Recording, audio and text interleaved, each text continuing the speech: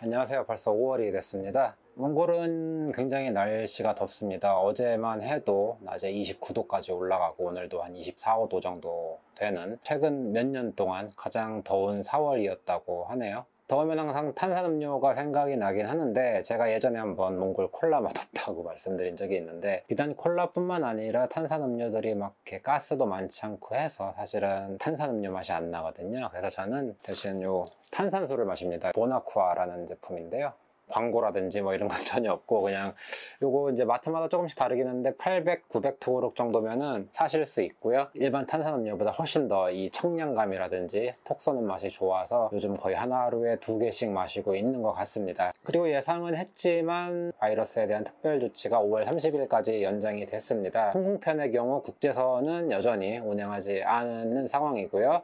극장도 여전히 문을 닫았고, 뭐 기타 이제 여러 가지 시설들이 영업을 하지 못하고 있는 상황입니다. 다행히 외곽의 캠프 같은 시설들은 5월 1일부터 이제 영업을 한다고 해서, 사실 이번 주말에 온천에 갈까 하다가 여러 가지 뭐 기온도 떨어지고 비도 온다고 해서 지금 주말에 뭐를 할까 또 고민 중입니다. 왜냐면 이제 시외에 나갔다가 괜히 아이들 감기라도 걸려서 이제 시내 들어올 때마다 이제 체온을 재는데 열이라도 난다면은 이게 격리될 수도 있으니까 최대한 조심해서 다녀야 될 것 같습니다. 오늘은 몽골에서 굉장히 유용하게 활용하실 수 있는 스마트폰 앱을 좀 소개해 드리려고 하는데요. 좀 자세히 설명을 해 드릴까 하다가 너무 또 지루하실 수도 있고 별 도움이 안 될 수도 있으니 최대한 빠르게 설명을 드리도록 하겠습니다. 첫 번째는 글로벌 앱입니다. 그러니까 몽골뿐만 아니라 뭐 어딜 가서라도 쓸 수 있는 앱들인데, 뭐 가장 많이 쓰는 앱은 구글 맵입니다. 시내에서 자동차를 운전한다든지 도보로 여행을 하실 때 굉장히 상세하게 나와 있습니다. 교통량도 요즘은 표시돼서 잘 나오고 있고요. 시내에서는 거의 필수적인 앱입니다. 다만 시외에 갈 때는 조금 조심하셔야 되는 게, 아무래도 시외에 나가다 보면은 이제 네트워크가 끊어지다 보니까 무용지물이 될 때가 있거든요. 그럴 때는 반드시 오프라인 맵을 받으시거나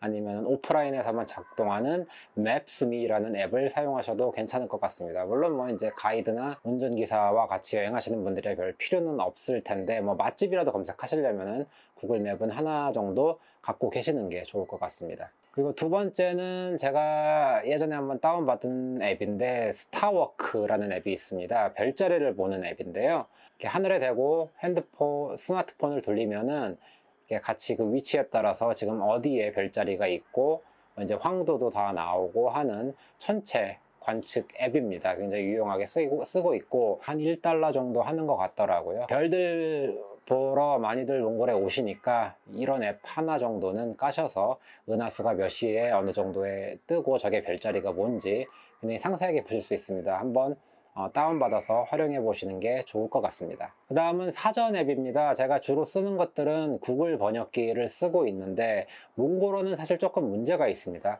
다른 언어들은 굉장히 이제 카메라 기능으로 실시간으로 번역도 해주고 대화가 가능할 정도로 음성 인식도 좋고 한데, 이 두 가지 모두 몽골어에는 해당 사항이 없습니다. 단어의 뜻도 한 가지만 딱 알려주는데 그게 부정확할 때가 많고요. 그래서 구글 번역기 같은 경우에는 여러 나라에서 굉장히 유용하게 쓸 수 있지만, 몽골에서는 저는 네이버 사전을 더 많이 쓰는 편입니다. 거기는 이제 사용자 사전도 있어서 이제 주로 몽골 분들이 새로 단어들을 추가하시는 것 같아요. 속어도 어느 정도 나오고 굉장히 이제 단어에 대해서 풍부한 해석이 나오기 때문에, 그리고 발음도 들으실 수 있습니다. 그래서 저는 주로 네이버 사전을 몽골어 사전으로 주로 쓰고 있습니다. 그리고 안드로이드 같은 경우에는 이제 몽골어 키보드가 지원이 되는데, 아이폰 같은 경우에는 몽골어 자판이 지원이 안 돼서 러시아어로 쓰시거나 하는 분들이 있으신데, 그러시지 마시고 icon.mn이라는 키보드 앱이 있습니다. 이거 설치하셔서 아이폰에 까시면은 몽골어를 그대로 쓰실 수 있고요. 기타 뭐 이제 자잘하게 환전 앱도 있고 뭐 날씨 앱도 당연히 필요하고 해서 필요한 것들은 쓰시면 되겠습니다. 다음은 로컬 앱입니다. 그러니까 몽골에서만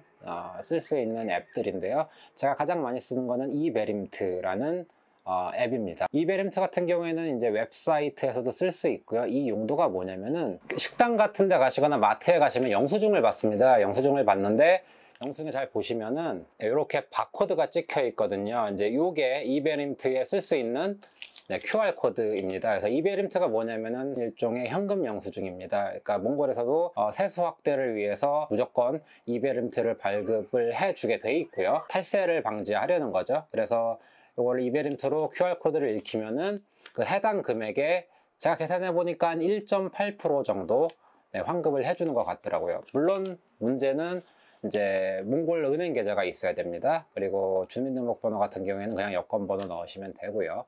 그래서 사실 여행 오신 분들한테는 전혀 소용이 없는 앱이고, 혹시 뭐 가이드들이나 뭐 이제 운전기사들한테 이런 영수증 모아서 다 주시면은 아마 좋아하지 않을까 생각됩니다. 다음으로 많이 쓰는 앱은 운꾸이 그 벼룩시장입니다. 몽골판 벼룩시장 앱인데요. 그냥 웹사이트에서도 보실 수 있고, 뭐냐 스마트폰 앱으로 심심하면 이렇게 한 번씩 볼 때 앱을 쓰시면 좋습니다. 거의 부동산에서부터 자동차, 그리고 전자제품, 다양한 제품들에 관련된 정보를 보실 수 있고요. 중고 제품만 올라오는 건 아니고요. 이제 새로운 업자들이 마치 한국의 이제 지마켓 11번가 오픈마켓처럼 이렇게 마케팅 용도로도 이제 만들 활용을 하니까 신제품도 많이 보실 수 있습니다. 그래서 보시면은 다양한 제품들, 뭐 이제 서비스들, 이런 것들을 찾아보실 수 있고, 그 다음은 스마트카라는 앱입니다. 자동차 번호를 앱상에서 검색을 하면은 그 자동차의 기종, 연식, 수입일 뭐 이런 것들이 쭉 뜹니다. 그리고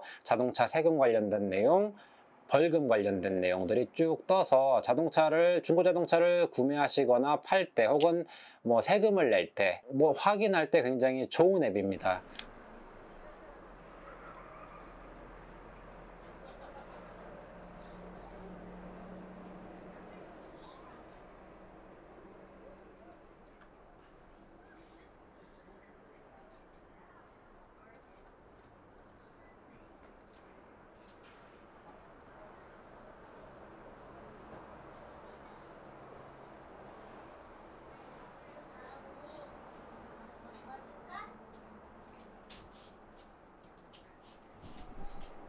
그리고 몽골에도 배달민족 같은 배달 앱이 있습니다. 선거.mn이라고 하는데요. 몽골은 한국처럼 배달 문화가 이렇게 많지가 않다 보니까 한 업체에서 배달을 대신해 주는데 뭐 딱히 시켜 먹을 건 없더라고요.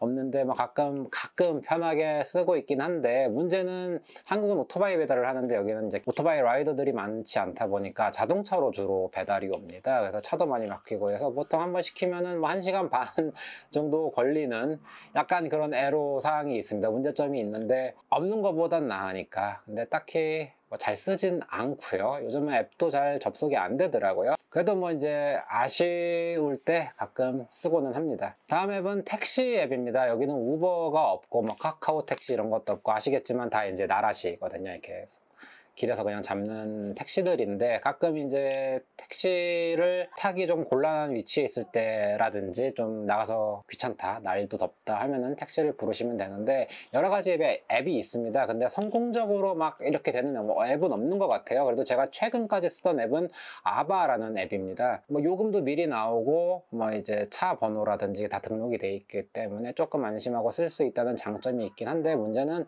택시가 그리 많지 않거든요. 그냥 길에 나가서 택시를 잡는 게 훨씬 빠를 정도로. 그래서 아직 몽골에는 택시 앱이 활성화되지 않은 상태고요. 이게 잘 정착이 되지 않는 것 같더라고요. 그 다음은 몽골 철도청 앱입니다. 울란바토르 투무링잠이라고 하는데, 앱을 통해서 기차 행선지, 시간 등을 확인하시고 예매까지 가능합니다. 물론 웹사이트에 가서도 확인하실 수 있으니까, 여행 오시는 분들은 이제 컴퓨터가 없으니까 이런 앱이라도 있으면 굉장히 좀 편하게 여행을 하실 수 있지 않을까 생각합니다. 그리고 마지막으로는 이제 전기요금을 저는 이제 직접 내는데요. 전기요금 앱이 있습니다. 전기요금 앱 같은 경우에는 이제 그 등록번호가 있는데, 등록번호랑 비밀번호를 치면은 몇 월에 얼마가 전기요금이 나왔는지 확인하고 은행 앱을 통해서 납부하시면 되는 시스템인데요. 집주인들이 그 비밀번호를 잘 모르더라고요. 그래서 저는 그 앱을 쓰진 않고 문자로 그 고객 번호를 보내면은 요금이 얼마 나왔다라고 해서 답장이 오거든요. 문자로. 그 번호는 137004라는 번호로 문자를 보내시면 되는데, 저는 주로 이제 그쪽으로 전기요금을 받아서 은행 앱으로 납부를 하고 있습니다. 사실 몽골 자체적으로 앱들이 많이 있는데 제대로 작동하는 앱은 별로 없습니다. 그러니까 스마트 버스라고 버스 노선 도착 안내 뭐 이런 앱들이 있는데, 버스 탈 일도 제가 없지만 잘 써보지도 않았는데,